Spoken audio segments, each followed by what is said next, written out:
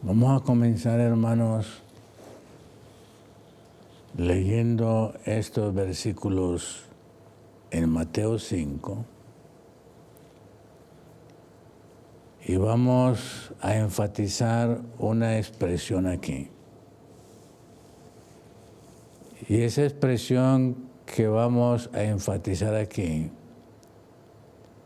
es la expresión que creemos que el Señor quiere que tú, en tu vida personal, puedas saber qué es lo mejor para ti. ¿Qué es lo mejor para ti? El Señor ha querido que nosotros elijamos lo mejor para nosotros. Él nos ha dado lo mejor a nosotros. El problema es que nosotros como pecadores creemos que el egoísmo es mejor para mí. Yo creo que el orgullo es lo mejor para mí. Yo creo que mi suficiencia propia es lo mejor para mí. Y yo creo que mi justicia propia es lo mejor para mí. Nosotros creemos que mi desobediencia propia es lo mejor para mí. Y el Señor dice que es lo mejor para ti. En la voluntad mía, sé que es lo mejor para mi voluntad. En la voluntad del Señor, el Señor sabe qué es lo mejor para mí. Y entre lo mejor que Él cree y lo mejor que yo creo, hay un campo de batalla. Y ojalá, apreciados hermanos y amigos, que podamos elegir lo mejor según Dios, que es para ti y que es para mí. Vamos a leerlo aquí en las Escrituras, en el Sermón de la Montaña. Oísteis que fue dicho, versículo 27, Mateo 5. Oísteis que fue dicho, no adulterarás. Mas yo os digo, cualquiera que mira a una mujer para codiciarla, ya adulteró con ella en su corazón. Por tanto, ahora escuchen la comparación. Escuchen la comparación. Ven aquí la tentación y ven aquí el remedio de Jesús. Por tanto, si tu ojo derecho te fuera ocasión de caer, sácalo y échalo de ti. Mejor te es. Aquí el Señor Jesús comienza a decir qué es lo mejor. ¿Qué es lo mejor de lo mejor? ¿Qué es lo mejor de lo más bueno? ¿Qué es lo mejor para la santidad? ¿Qué es lo mejor para alcanzar la victoria? Aquí dice el Señor, mejor te es que se pierda uno de tus miembros y no que todo tu cuerpo sea echado al infierno. Es mejor perder uno. Es mejor perder el ojo derecho que todo el cuerpo esté condenado en el infierno. ¿Qué es lo mejor para ti? Y si tu mano derecha te fuere ocasión de caer, córtala y échala de ti. Mejor te es que se pierda uno de tus miembros y no que todo tu cuerpo sea echado al infierno. El Evangelio de Marcos, que según los expertos fue el primero que se escribió, dice lo siguiente, versículo 45 de Marcos capítulo 9. Y si tu pie fuera ocasión de caer, córtalo. Y agrega, mejor te es entrar a la vida cojo que teniendo dos pies ser echado en la ajena. Y si tu ojo fuera ocasión de caer, sácalo. Versículo 47. Mejor te es entrar al reino de Dios con un ojo que teniendo dos ojos ser echado en la ajena. ¿Qué es lo mejor de tu vida? ¿Qué es lo mejor en tu corazón y en tu vida? ¿Qué es lo mejor? Caín eligió lo mejor, se destruyó. Saúl eligió lo mejor, se destruyó. Judas eligió lo mejor, se destruyó. Según su voluntad, según mi deseo, según lo que yo veo, ¿qué es lo mejor según mi voluntad? Y recuerden, esta voluntad mía está deteriorada. Esta voluntad mía es una voluntad caída. Esta voluntad mía es una voluntad pervertida. Esta voluntad mía está separada de la voluntad de Dios. Lo mejor es la voluntad de Dios. Pero los pecadores, nosotros los seres humanos, hemos creído que mi voluntad es lo mejor, que mi deseo es lo mejor. Y el Señor dice que no es mi voluntad, sino que es la voluntad de Él. Y aquí es donde está el conflicto de la redención. Aquí es donde está el conflicto tuyo. Aquí es donde está el conflicto mío. Lo primero que hizo el Señor en el Edén. Lo primero que hizo el Señor con Adán y Eva en el Edén fue probar su voluntad. Lo primero que el Señor hizo fue probar si obedecían al Señor instantáneamente. Hermanos, yo no soy autónomo. Yo no soy autónomo. Característica del pecado, poder del pecado, hacerme autónomo, independiente. Y lo que ha independizado el enemigo es mi voluntad. Lo que ha hecho autónomo el enemigo es mi voluntad, mi deseo, lo que yo quiero. Y yo me olvido de que fui creado. Yo me olvido de que soy criatura. Yo me olvido de que soy pequeño, que hay alguien arriba de mí, hay alguien que es más sabio, hay alguien que entiende más, hay alguien que es más poderoso, hay un omnipotente arriba de mí que fue el que me creó. El ser humano, el pecador, se olvida de eso y me hago autónomo. Y yo creo que lo mío es lo vital y lo importante. Y por eso, lo más difícil del hombre de hoy, obedecer. Obedecer.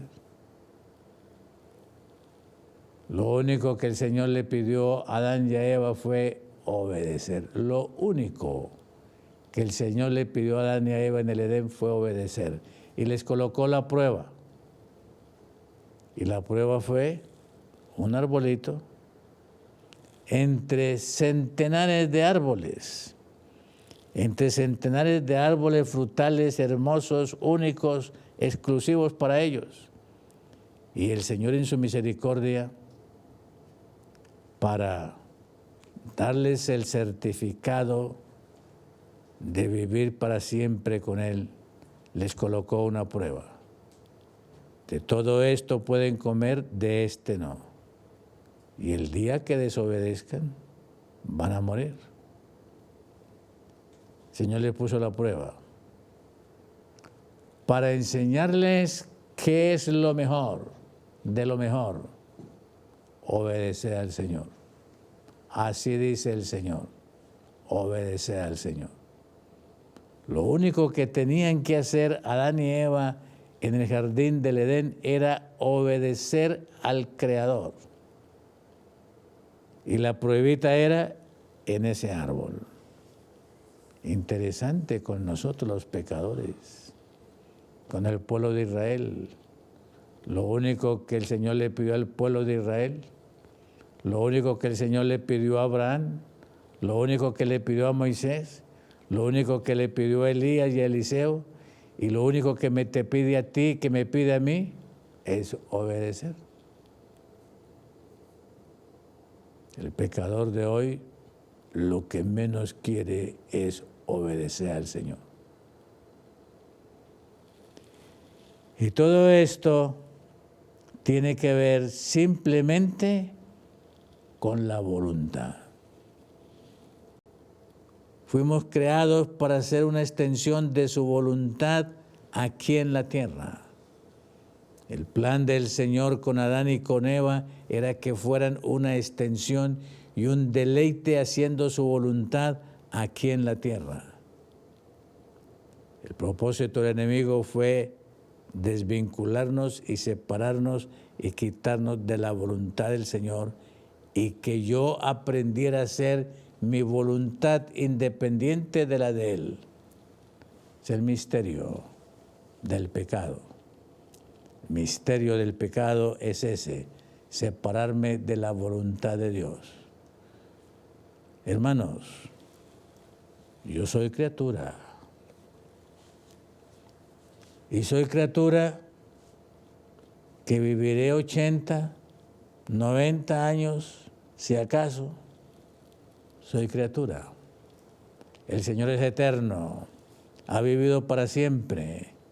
Su voluntad es soberana y Él quiere que nosotros los pecadores aquí en esta tierra por lo menos seamos una prolongación de su voluntad durante nuestros 60, 70, 80, 90 años que viviremos aquí en la tierra. Qué cosa difícil para el pecador aceptar esa voluntad. Y aquí dice el Señor en Marcos, noten la comparación, noten esta comparación tan especial. Y si tu pie, versículo 45, te fuere ocasión de caer, si este pie fuera la ocasión de que yo cayera, el consejo inspirado de Jesús fue: córtalo, porque mejor es que lo corte antes que todo el cuerpo sea echado en la gehenna, en el lugar del crematorio. Y yo no sé, apreciados hermanos, si nosotros percibimos lo que Jesús me enseña aquí, lo que el Cordero de Dios me enseña aquí, mejor es amputar, mejor es cortar antes que desobedecer la buena voluntad del Cordero de Dios. Bueno, a mí me ha tocado trajinar unos cuantos años en este asunto de educación de familia y de educación de jóvenes. Y qué cosa difícil lograr que un ser humano, que un joven y hasta que un adulto obedezca y aprenda que la obediencia es mejor que... Yo no sé cómo ha sido contigo, mi querido hermano que escuchas. Yo no sé cómo ha sido tu experiencia en la vida tuya. Si tú has aprendido a obedecer instantáneo conforme el plan de Dios. O tú has creído que tu voluntad separada del Señor es mejor que la voluntad divina revelada en su palabra. Escuchen lo que dice aquí el comentario de la hermana Juárez.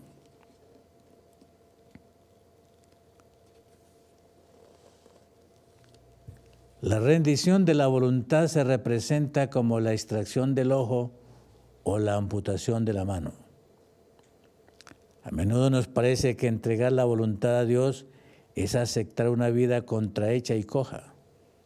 Pero es mejor, dice Cristo, que el yo esté contrahecho, herido y cojo, si por este medio puede el individuo entrar en la vida. Lo que le parece desastre es la puerta de entrada al beneficio supremo. Aquí, en este comentario, la hermana White coloca un ejemplo muy interesante. Yo creo que este ejemplo para mí ha sido clásico y me enseña en gran manera. El ejemplo que ella coloca aquí en esta explicación del Sermón de la Montaña es el ejemplo de Jacob. El ejemplo de Jacob. Y todos nosotros somos bien familiarizados con la experiencia de Jacob. ¿Quién que lee la Biblia no sabe quién fue Jacob? El hombre que originó la descendencia de lo que ha llegado a ser el pueblo de Israel, el pueblo judío por generaciones, y que hasta hoy existe ese pueblo. Jacob es un representante, es un símbolo perfecto de esta experiencia del Sermón de la Montaña, de esta experiencia de salvación. Si nosotros queremos entender algo de cómo somos salvos, de cómo somos redimidos, de cómo alcanzamos la victoria sobre el pecado, hermano, creo que el mejor de los ejemplos es Jacob. Y posiblemente Jacob es el pecador de la Biblia que mejor me representa a mí, que mejor me simboliza a mí. Jacob es un retrato. Jacob es un retrato perfecto de la vida nuestra. Y vamos a mirarlo brevemente. Y vamos a ver cómo esto te puede ayudar a ti, me puede ayudar a mí, nos puede ayudar a nosotros, porque tú y yo somos llamados a la victoria sobre el pecado. Tú y yo somos llamados a la victoria sobre esta condición caída. Recuerden cómo termina el Sermón de la Montaña. Recuerden, y vamos a leerlo. Mateo 5:48. Comienza con el verbo ser y utiliza un imperativo. Sed, orden, mandamiento, mandato. Sed, pues vosotros perfectos, como vuestro Padre que está en los cielos es perfecto. Tú y yo somos llamados a ser perfectos. En la expresión hebrea, tú y yo somos llamados a ser también completos, totales en nuestra experiencia cristiana. Y para que esto llegue a ser un hecho en tu vida, tú necesitas elegir lo mejor, hacer lo mejor. Y aquí lo mejor es, así dice el Señor, la voluntad de Dios. Y si eso mejor amerita sacarme el ojo derecho, cortarme la mano derecha, vale la pena. ¿Quién entiende eso hoy en este mundo cristiano? La hermana White coloca aquí un ejemplo muy interesante. Y vamos a ver si tú y yo estamos retratados con la experiencia de Jacob. Aquí dice, hasta que Jacob no cayó desvalido. hasta que Jacob no cayó desvalido y sin fuerzas sobre el pecho del ángel del pacto, no conoció la victoria de la fe vencedora, ni recibió el título de príncipe con Dios. Yo pregunto, hermanos, ¿cuál es la diferencia entre Jacob y tu vida? ¿Cuál es la diferencia entre Jacob y tu vida? ¿Cuál es la diferencia mía entre la vida mía y Jacob? Y lo único que tenía que hacer Jacob era obedecer a la voluntad de Dios, a la mejor voluntad, no obedecer a su voluntad, no obedecer a su punto de vista, no obedecer a su criterio, no obedecer a su deseo, no obedecer a la inclinación de su corazón, obedecer a la voluntad de Dios. Escrito está, escrito está. Y afortunadamente, hermanos, ¿qué parte de la voluntad de Dios no ha sido revelada a tu vida? ¿Qué parte de la voluntad de Dios del bien hacer no ha sido revelada a tu vida? ¿Qué es lo que no ha sido revelado a nuestra voluntad?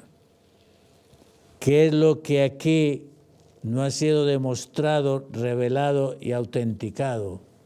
Y a nosotros como pueblo adventista, ¿qué es lo que no hay aquí? ¿Qué es lo que falta aquí entre la palabra y el espíritu de profecía que no ha sido revelado para que tú sepas cómo caminar y cómo vivir? Muy bien.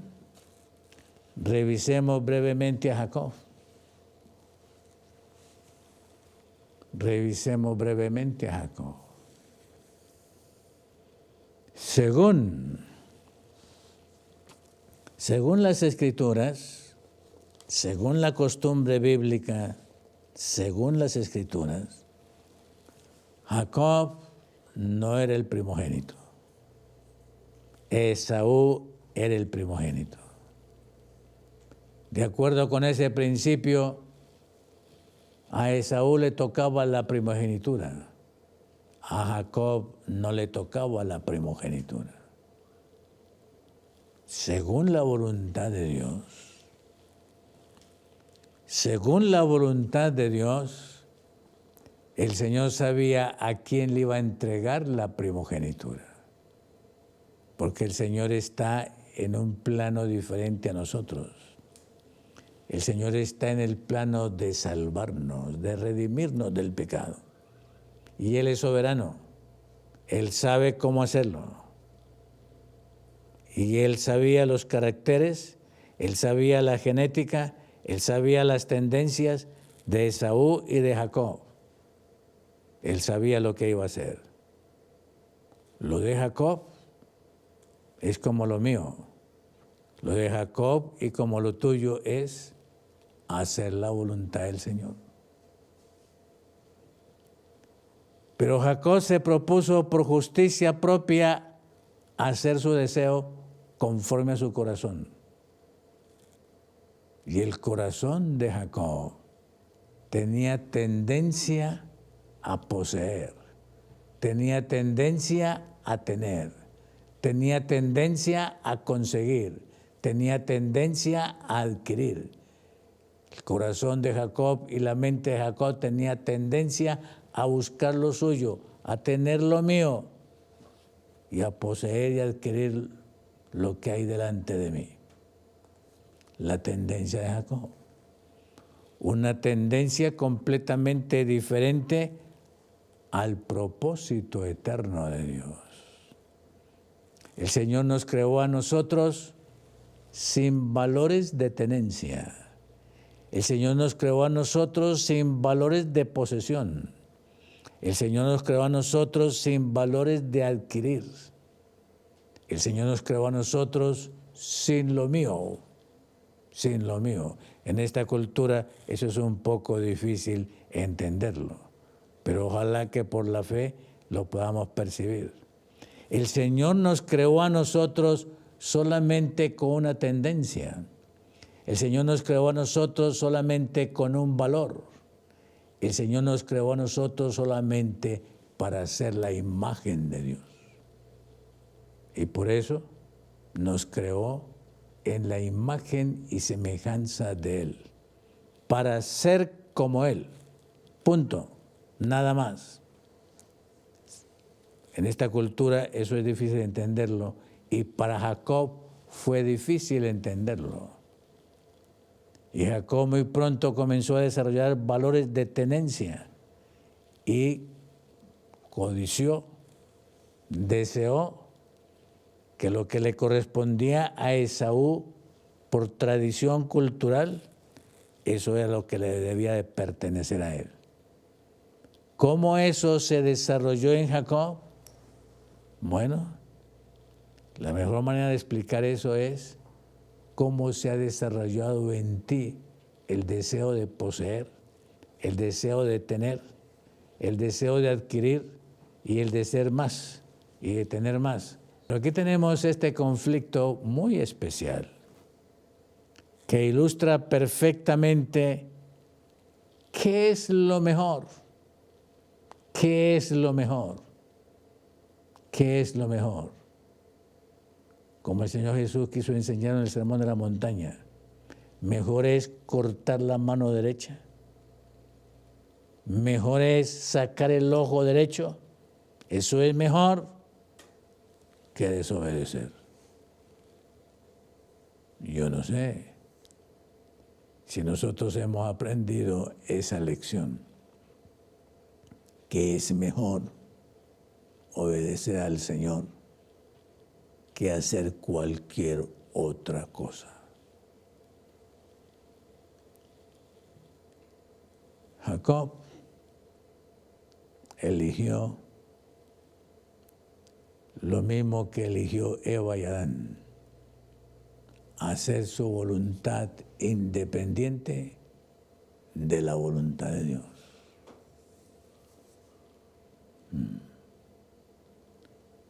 ¿Cuántas veces tú y yo hemos tenido la misma opción de hacer mi voluntad independiente de la voluntad de Dios?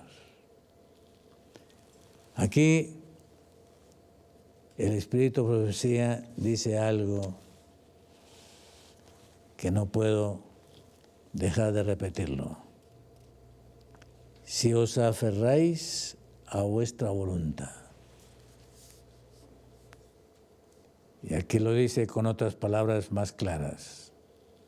Si os aferráis al yo y rehusáis entregar la voluntad a Dios, elegís la muerte.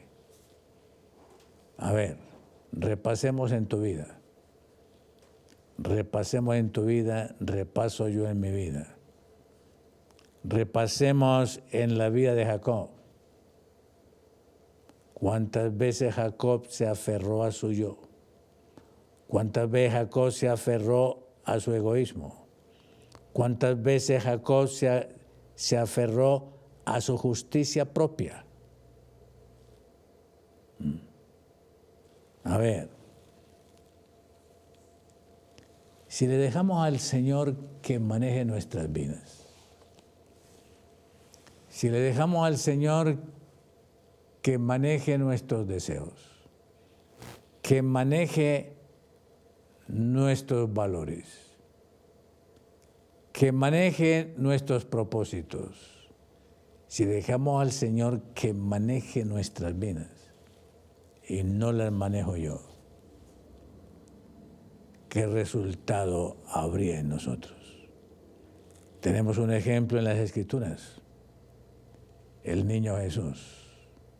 El niño Jesús permitió que su Padre Eterno manejara su voluntad. ¿Y hasta dónde llegó Jesús? ¿Y cómo alcanzó él la victoria? Porque el niño Jesús, desde muy pequeño, fue enseñado, fue educado, fue protegido a hacer la voluntad de su Padre eterno. Hoy, hermanos, ¿cuánto hubiera querido yo haber tenido esa clase de educación donde se me hubiera bien enseñado a hacer solamente la voluntad revelada del Señor y nunca caminar por haber hecho mi capricho, mi deseo, mi propósito y lo que a mí me gusta?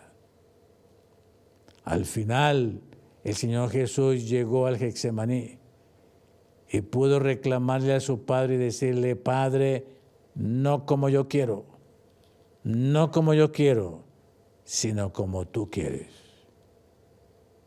Un ejemplo que nos ayuda a entender eso en términos humanos es Isaac.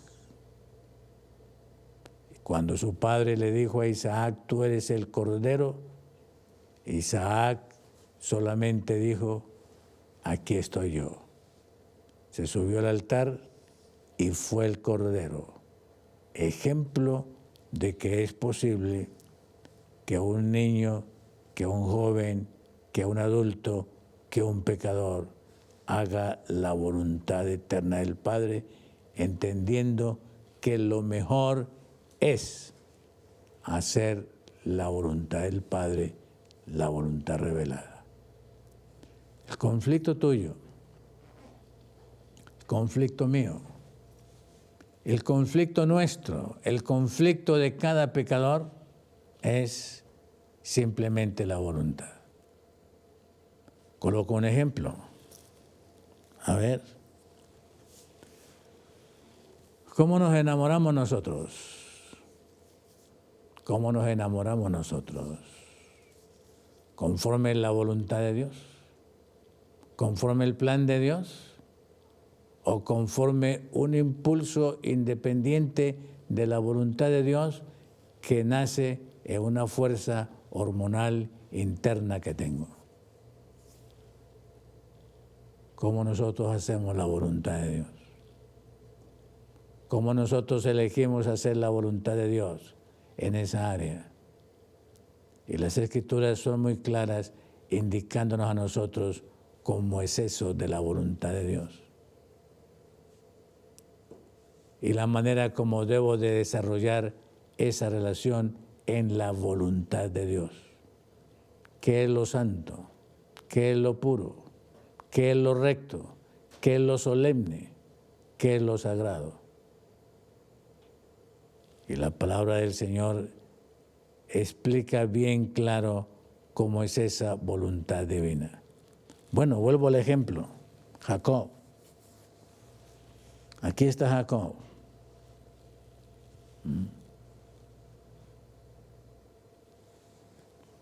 Trabajó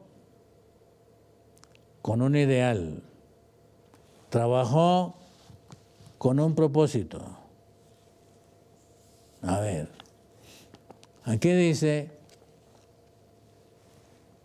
el propósito de Dios no es únicamente librarnos del sufrimiento que es consecuencia inevitable del pecado, sino salvarnos del pecado mismo.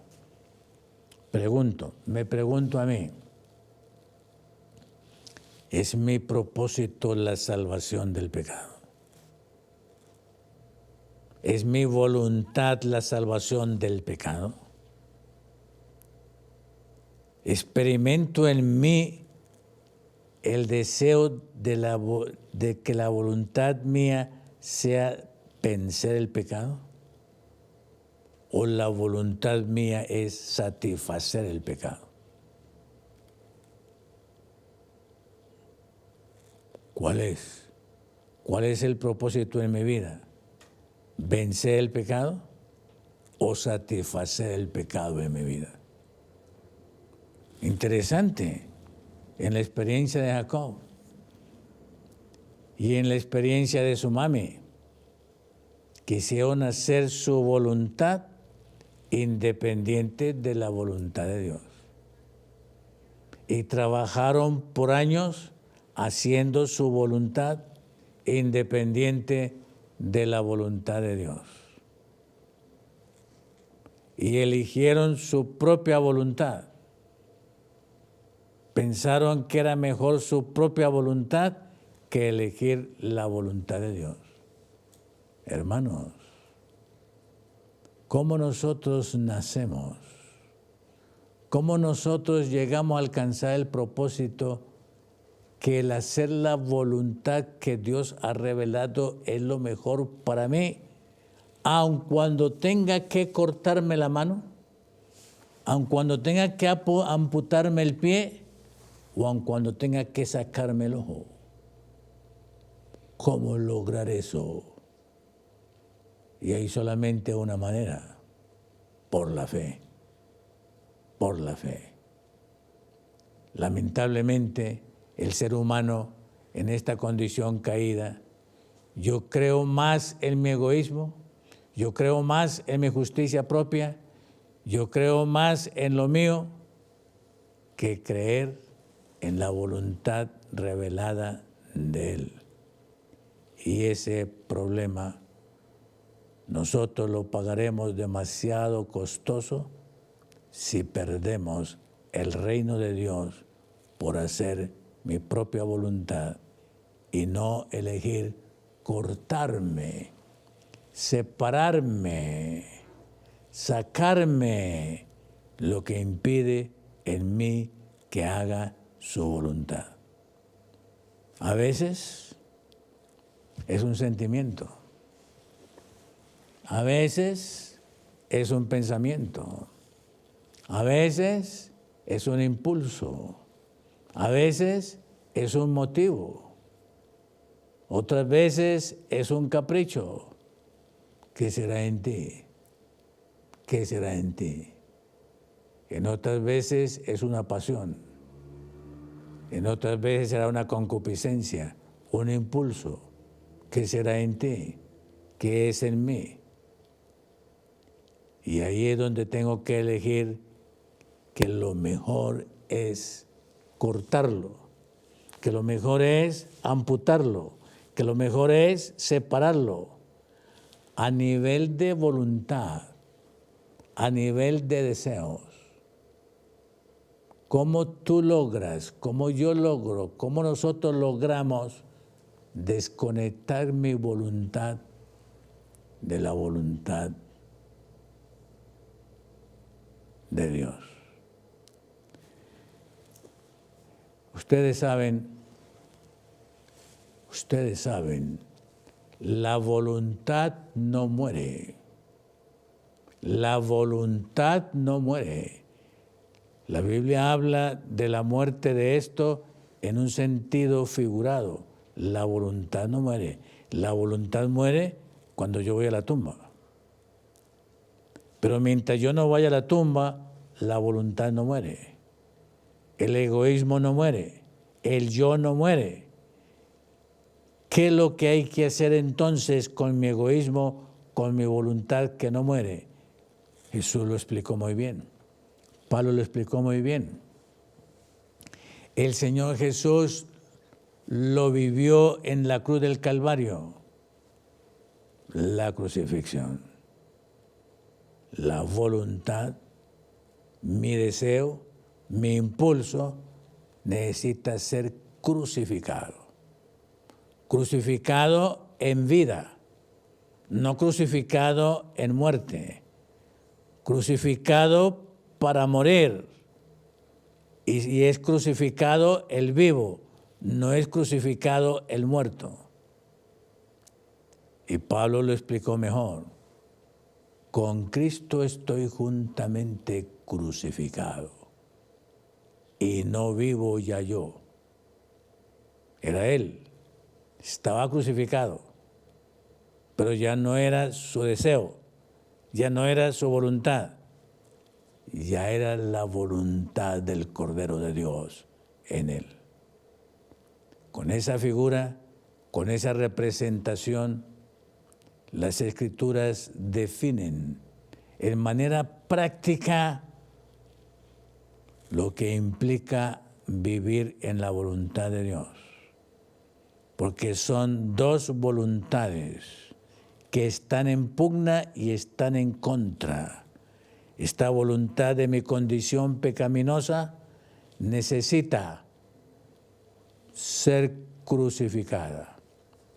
Y soy crucificado vivo, pero mi deseo está crucificado para que en este cuerpo el deseo de Jesús, el deseo de sus mandamientos, el deseo de su palabra sea hecho en mi vida. A ver, ejemplifiquemos esto aquí con Mateo. Y esta mañana utilizamos este pasaje. Escuchen bien lo que dice aquí. Mateo capítulo 5. Oísteis que fue dicho, no adulterarás. Mas yo os digo, cualquiera que mira a una mujer para codiciarla, ya adulteró con ella en su corazón. Remedio. Por tanto, si tu ojo derecho te fuera ocasión de codiciar, si mi ojo derecho es ocasión de codiciar, si mi ojo derecho es ocasión de caer, sácalo y échalo de ti. Mejor ¿qué es lo mejor? Mejor te es que se pierda uno de tus ojos, uno de tus miembros, y no que todo tu cuerpo sea echado al infierno. A ver, ¿cuál es el deseo del ojo? ¿Cuál es el deseo del ojo? ¿Cuál es la intención del ojo? ¿Cuál es el impulso del ojo? Mirar. Y aquí dice, si tu ojo quiere mirar, crucifica tu ojo. Dile a tu ojo que no.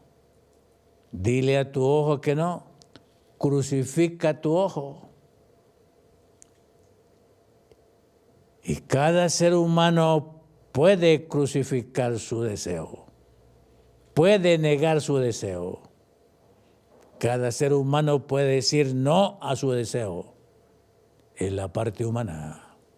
En la parte humana. La parte humana en salvación es consentir. La parte humana en salvación es consentir. El Espíritu Santo nunca me va a obligar a mí a que obedezca algo que yo no quiero obedecer. El Espíritu Santo me va a insinuar. El Espíritu Santo va a gemir por mí. El Espíritu Santo va a llorar por mí. El Espíritu Santo va a suplicar por mí. El Espíritu Santo me va a rogar a mí. No. Pero el Espíritu Santo no me va a obligar a mí. El Señor no trabaja forzando. El Señor no trabaja obligando. El Señor trabaja pidiéndome consentimiento. Pidiéndome consentimiento. Volvamos al caso de Jacob. Volvamos al caso de Jacob. Quería la primogenitura. Quería la primogenitura. Pero él sabía que la primogenitura le pertenecía a Esaú por ser el mayor.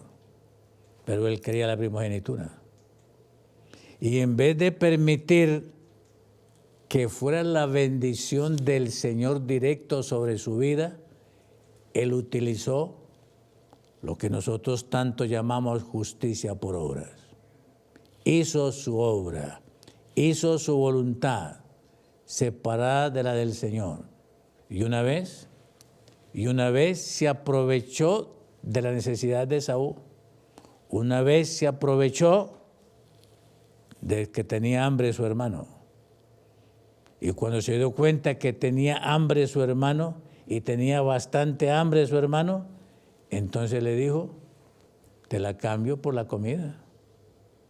Y el otro, como tenía más hambre que otra cosa y no valoraba lo que era la primogenitura, valoraba solamente lo temporal, hizo el negocio. Hizo el negocio. El Espíritu Santo no forzó a Jacob para no hacer esa clase de negocio. Pero interesante, en la medida en que yo cedo a hacer mi voluntad, mañana es más fácil ceder a hacer mi voluntad y pasado mañana va a ser más fácil seguir haciendo mi voluntad hasta que mi voluntad llegue a ser soberana y no distingo entre el bien y el mal. Así anochece en el alma y así anochece en la vida del pecador que rechaza hacer la voluntad de Dios. Mis amados, tú y yo somos llamados. Tú y yo somos llamados a no aferrarme a lo mío, a no aferrarme a mi voluntad, a no aferrarme a mi motivo, a no aferrarme a mi deseo, a no aferrarme a lo que yo quiero, aferrarme solamente al Señor. Y si eso cuesta mi ojo, si eso cuesta mi mano derecha, si eso cuesta mi pie derecho, el Señor Jesús dice, mejor es. Ojalá, mis amados, en esta hora, tú y yo valoremos qué es lo mejor. En tu experiencia que tú has caminado, ¿qué es lo mejor? ¿Qué es lo mejor? Llegó el momento cuando Jacob eligió lo mejor y esa noche se rindió. Y cuando esa noche se rindió y se arrepintió de todas las desobediencias que había cometido, de todas las voluntades egoístas que había hecho, el ángel le dejó un recuerdo, le tocó el fémur, lo descoyuntó, para darle la lección de lo que implica hacer la voluntad de Dios. Mejor es que estuviera cojo antes que caminara por el camino del pecado, de la justicia propia y de la transgresión. Mis amados, ¿entiendes tú qué es lo mejor para ti? ¿Sabes tú qué es lo mejor para ti? ¿Has entendido que lo mejor para ti es lo que el Señor te ha revelado? ¿Lo que el Señor ha mostrado? ¿Entiendo yo qué es lo mejor para mí? Y estoy dispuesto a hacer lo mejor para mí por la gracia de Dios. Estoy dispuesto a crucificar eso, a cortar eso, a separar eso.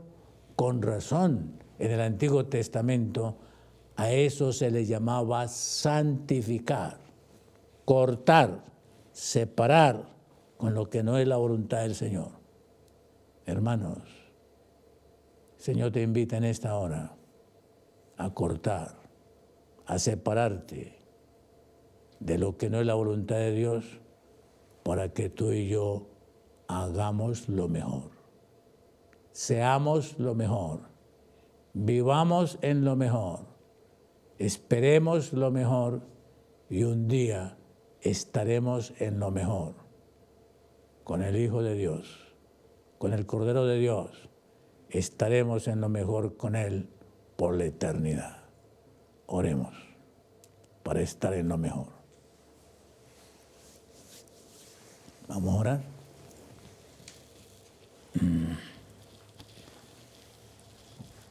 Amado Padre, tú nos has mostrado qué es lo mejor. Tú nos has indicado qué es lo mejor. y nos has dado la lección del Calvario, que es lo mejor. Señor, permite que con la fuerza de la influencia del amor de tu Santo Espíritu, nosotros podamos consentir para aceptar lo mejor tuyo. Señor, corta de nosotros, amputa en nosotros cualquier cosa que se impide en nosotros hacer lo mejor que es tu voluntad. Concédenos el gozo, Señor, de entrar amputados a tu reino por haber elegido lo mejor, el sacrificio de Jesús, la ofrenda de Jesús, el perdón de Jesús, la justicia de Jesús, el vestido blanco de Jesús y el sello de su obra que está haciendo ahora por nosotros. Gracias, Señor, por la oportunidad de hacer lo mejor para ti. Lo suplicamos con el perdón de nuestros pecados, en el nombre de Jesús. Amén. Amén.